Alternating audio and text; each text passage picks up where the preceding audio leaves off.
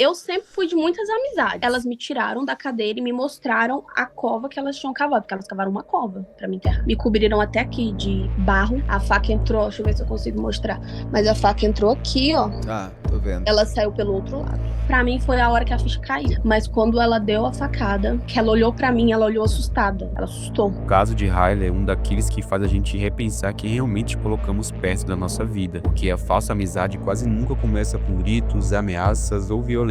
Às vezes ela nasce de gestos simples, sorrisos sinceros e daquela confiança que a gente entrega sem imaginar o que pode acontecer depois. E quando percebemos, estamos presos numa teia que parecia totalmente inocente. E com Hailey, essa teia não só se formou, como levou tudo ao extremo. E agora você vai entender quem eram essas pessoas, como essa relação começou e principalmente o que fez uma amizade de anos se transformar em um crime brutal. Então vamos voltar ao início, porque é só entendendo os primeiros sinais que a história toda passa a fazer sentido.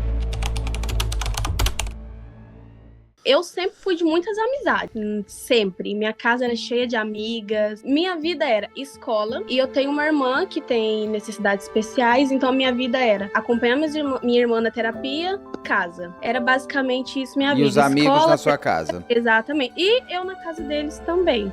Como acho que qualquer jovem tem muitos amigos, né? Eu também tinha. Antigamente a gente tinha isso de ir muito na casa do outro.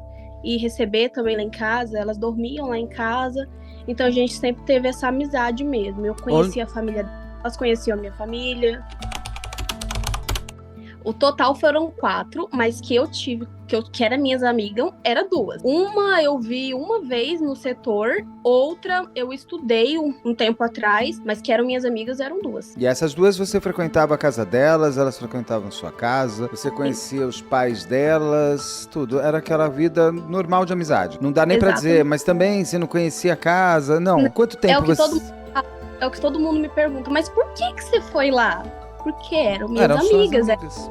Era algo rotineiro, eu vivia na casa delas, elas viviam na minha casa, era algo normal. Eu conheci ela desde os meus 12. É muito tempo, 2 anos. 2 anos é muito tempo pra quem tem 14. Quando você cresce, você fala, nossa, eu conhecia 2 anos. Mas quando você é jovem, você vive tudo numa intensidade tão grande, então 2 anos, meu Deus, eram melhores amigas, né? O que é o mais chocante é que elas eram amigas de verdade, daquelas que crescem juntas, frequentam a casa uma da outra, dividem segredos e se conhecia desde os 12 anos.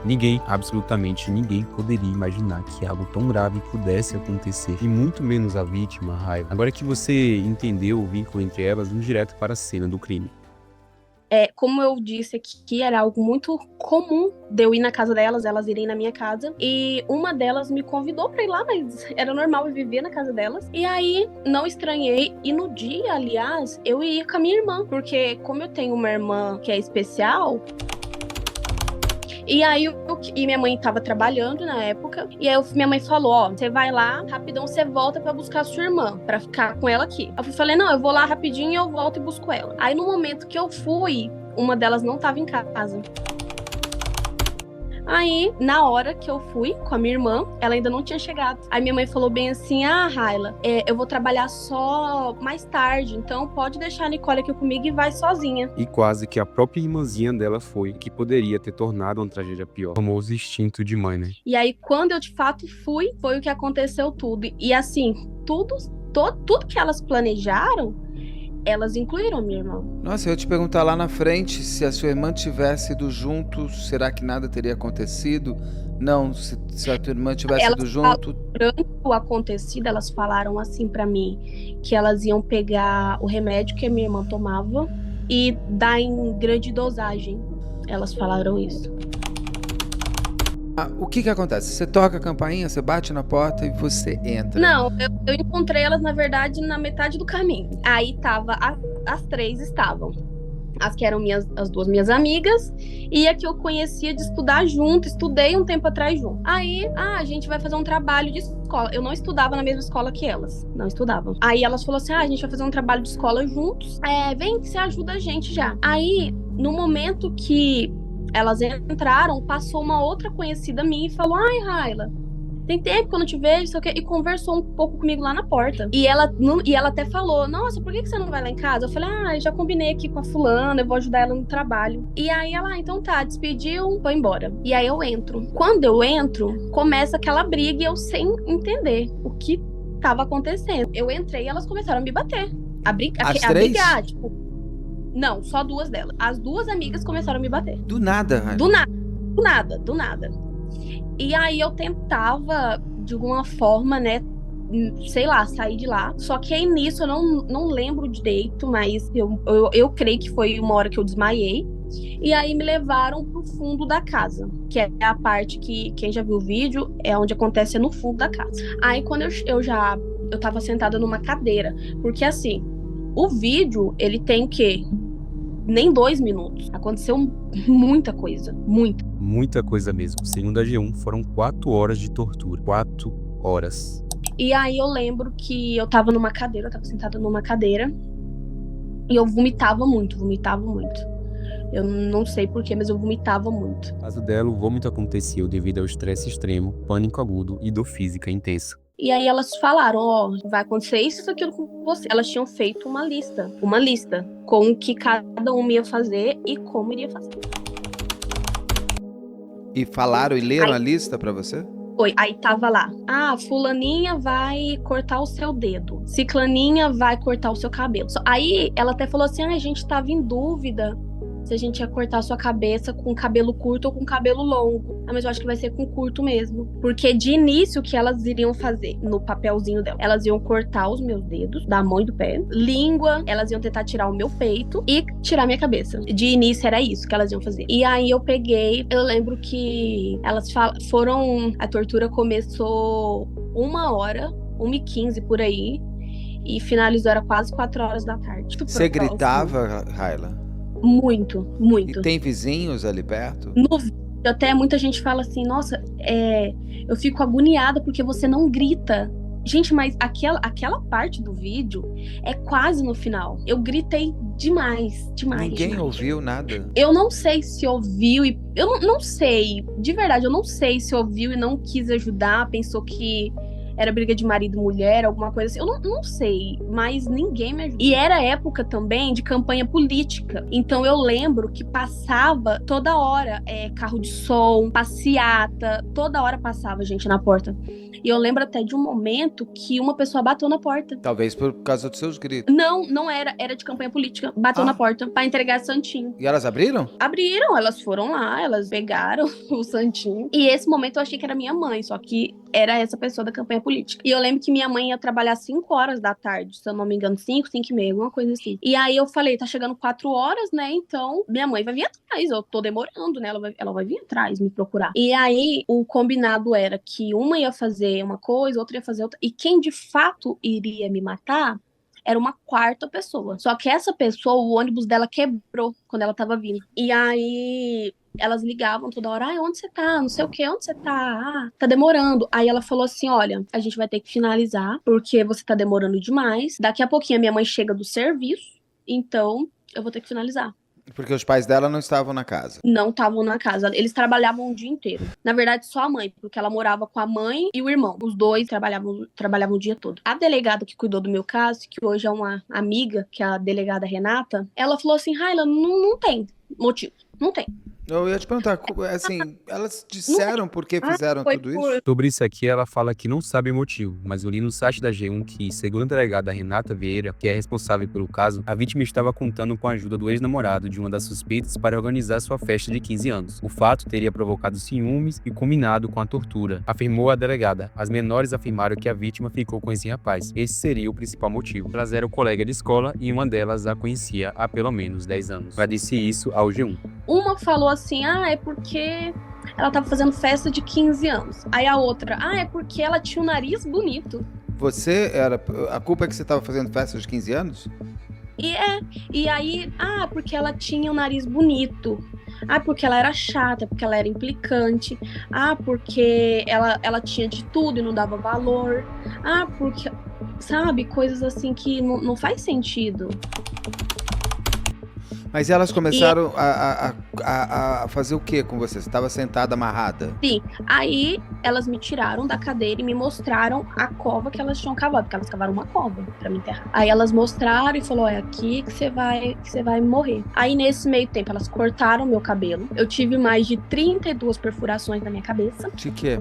De faca? Não, elas usavam uma picola de pedreiro. Pra cortar o seu cabelo? Não, pra machucar minha cabeça. Pra machucar. Meu Deus. Pra cortar era com faca.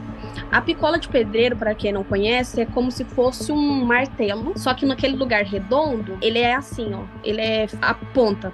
Pontudo. Era com aquilo. E com um pedaço de pau que elas achavam. E eu, todo momento, me batendo. E aí elas colocavam muito pano na minha boca pra me vomitar. Aí elas enchiam minha boca de pano, assim, ó, pra me vomitar. Eu vomitava muito. E elas, até que na hora que, não dá mais pra esperar, elas me colocaram lá na cova, me cobriram até aqui de barro, e aí ela pegou, colocou a faca no meu peito, que ia dar uma facada no meu peito. Só que na hora eu desviei, e aí atingiu o meu ombro. A faca entrou, deixa eu ver se eu consigo mostrar, mas a faca entrou aqui, ó. Tá, tô vendo, tá. Ela saiu pelo outro lado. E aí, nesse momento, é o que eu falo assim, eu não sei explicar, mas parece que pra mim foi a hora que a ficha caiu. Porque todo momento eu achava que... Não é que eu achava que não estava acontecendo. Eu sabia do que estava acontecendo. Mas era como se eu tivesse em um estado assim de... Não estava no meu corpo, entendeu? Eu não sabia explicar o que estava acontecendo. Mas quando ela deu a facada, que ela olhou pra mim, ela olhou assustada. Ela assustou. Eu acho que até a ficha dela caiu na hora do que estava acontecendo. E aí eu lembro que eu fiquei com essa faca no ombro. E aí elas ficaram conversando algo lá. E aí ela foi pra tirar a faca, mas a faca tava muito dura no meu ombro. E aí, nesse meio tempo, uma das únicas partes, na verdade, que eu não consigo lembrar perfeitamente como aconteceu, foi eu sair de lá. Porque eu pulei um muro, caí no quintal de lote com a faca. E com as mãos e os pés amarrados. Eu tava com a mão aqui pra trás. Você conseguiu levantar da cova e tava enterrada. Tava semi-enterrada. E as 3 estavam lá em cima te olhando. Aí elas estavam em cima de mim. Eu tava com a mão pra trás, com os pés amarrados. Eu pulei um muro, caí no quintal de lote vazio. Eu pulei outro muro, caí no quintal de uma moça, só que a moça não quis me ajudar. Eu não sei, ela ficou com medo, eu acho, não sei, às vezes pensou que eu tava sendo foragida de polícia, não sei o que ela pensou, mas ela não quis me ajudar e eu lembro que ela ficava pedindo pra mim sair do quintal da casa dela. E na minha cabeça, eu pensava assim, essa faca não pode ficar aqui, essa faca não pode, eu tenho que tirar ela. E eu puxei. Eu não sei nem como eu consegui puxar. Nesse meio tempo de eu pulando o muro, eu consegui desamarrar uma das mãos, e aí eu lembro que eu puxei essa faca, aí no que eu puxei essa faca veio sangue. Veio sangue. E aí eu pensei assim, eu vou morrer aqui agora. Então eu vou jogar sangue pra tudo quanto é lado pra eles me acharem. Pelo menos o meu DNA. E eu lembro que eu pegava esse sangue e eu jogava nas paredes. Da casa dessa mulher? E elas 3 vieram atrás de você? Quando eu pulei o primeiro muro, sim. Depois elas fugiram. E aí eu lembro que a vizinha ao lado dessa mulher, ela gritava assim, Raila, pula pra cá que eu te ajudo. E aí eu não consegui. Eu tava muito fraca e eu desmaiei. Eu tive uma queda de pressão e desmaiei. E aí essa mulher, ela me pegou pela blusa e me jogou pro quintal da casa dela. E aí ela me colocou no sofá da casa dela, assim, e ela que tirou o restante das cordas, dos panos que tava me amarrando. E aí eu lembro que eu tava com muita sede, me deu muita sede. E aí, nisso, ela já tava falando com os bombeiros, e os bombeiros falaram assim, ela não pode beber água, porque se ela beber água, ela vai dar uma hemorragia. Eu ia perguntar se você bebeu, graças a Deus você não bebeu. Eu bebi 1 litro de água. Não pode. Não pode. Hoje eu sei que não pode, mas na época eu tava com tanta sede. E aí, nesse parar, eu abri a geladeira dela assim, eu bebi, e ela falou, não pode. Eu falei, olha, eu vou morrer agora. E eu não quero morrer com sede. E nesse meio tempo, uma delas, das meninas, foi pra minha casa. Ela ficou na esquina da minha casa. E a filha dessa moça que me socorreu, ela foi lá chamar minha mãe. E nisso a minha mãe veio e a minha irmã ficou. Aí minha mãe só falou assim, ó, fica com a Nicole. E aí a menininha entrou, trancou a casa todinha e ficou com a minha irmã lá. Aí no que minha mãe chegou, eu lembro que assim, de tudo que eu passei fora que eu vi minha mãe, eu lembro que eu tampava assim, porque eu não queria que eu achava que a minha cabeça tava toda aberta assim. E aí eu lembro que eu colocava a mão assim e eu falava pra ela não olhar, que eu não queria que ela olhasse.